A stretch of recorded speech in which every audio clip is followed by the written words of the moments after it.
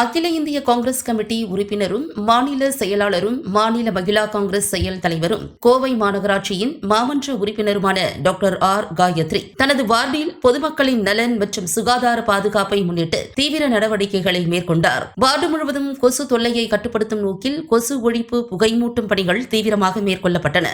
இது மக்களின் சுகாதார பாதுகாப்பை உறுதி செய்யும் முக்கிய நடவடிக்கையாக அமைந்தது.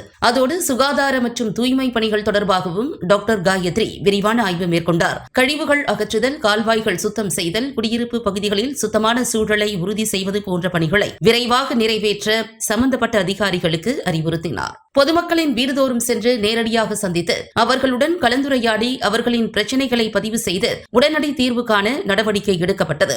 இந்த நேரடி மக்கள் தொடர்பு முயற்சி பொதுமக்களிடையே நல்ல வரவேற்பை பெற்றது. மக்களின் நம்பிக்கைக்கு உரியவராக வார்டின் ஒவ்வொரு பகுதியும் சுத்தமாகவும் பாதுகாப்பாகவும் இருக்க வேண்டும் என்ற நோக்கில் தொடர்ந்து இத்தகைய வார்டு சுற்றுப்பார்வை மற்றும் பொதுமக்கள் சந்திப்பு பணிகளை தன் அலுவல் பணிகளுடன் மேற்கொண்டு வருகிறார்.